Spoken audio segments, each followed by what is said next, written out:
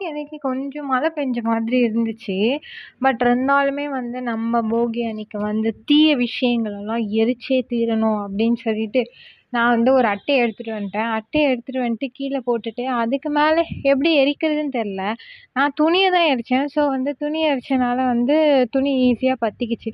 லைட்டா தான் ஒரு மிஞ்சி போனா ஒரு 2 தீப்பெட்டி தான் அந்த 2 குச்சி தான் யூஸ் பண்ணியிருப்பேன். தக தக தகன்னு எரிய ஆரம்பிச்சிருச்சு. ஃபுல்லாவே செம்மையா எரிய ஆரம்பிச்சிருச்சு. எனக்கு ரொம்ப ரொம்ப ரொம்ப ஹாப்பியா இருந்துச்சு. பிகாஸ் வந்து தீய விஷயங்கள்லாம் என் கண்ணு முன்னாடியே எரியிற மாதிரி ஒரு ஒரு தனிப்பட்ட ஃபீல் இருந்துச்சு.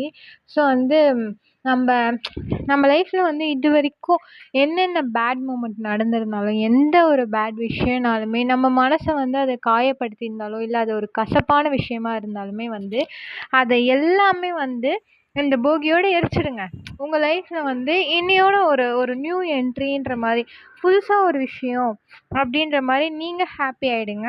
அவ்வளோதான் நான் சொல்லுவேன். நம்ம வந்து பழசெல்லாம் நெனச்சுக்கிட்டு இப்போ வந்து 2018 வந்து இன்னைக்கு வரப்போறது கிடையாது. நம்ம 2025ல இருக்கோம். ஸோ வந்து நம்ப ரிப்பீட்டடா அந்த இயருக்குமே முடியாது. ஸோ இப்ப என்ன இருக்கோ, இத தான் நம்ம வந்து கன்டின்யூ பண்ணணும். ஸோ யார் என்ன பண்ணியிருந்தாலும், எது நடந்திருந்தாலும் ஃபர்கெட், லெட்ஸ் மூவ் ஆன். அவ்வளோதான் நான் சொல்லுவேன். நீங்க என்ன சொல்லுவீங்கன்னு எனக்கு தெரியாது. தென் வந்து எங்க மேரேஜ்க்கு போறேன்னு சொல்லியிருந்தேன் ஆல்ரெடி. ஸோ வந்து ட்ரெஸ்ஸஸ் வந்து வாங்கியிருந்தேன். அதுதான் வந்து இந்த விலாகில வந்து கட் பண்ணுவோம் அப்படின்னு சொல்லி கட் பண்ணேன். சாரியோட ப்ரைஸ் பார்த்தீங்கன்னா 999க்கு இது ஒர்த்தா அப்படின்னு சொல்லி பார்த்தீங்கன்னா, ஒர்த்து தான் எனக்கு தெரிஞ்சு. பிகாஸ் நான் வாங்குனது. அப்போ ஒர்த் இல்லன்னு நான் சொல்ல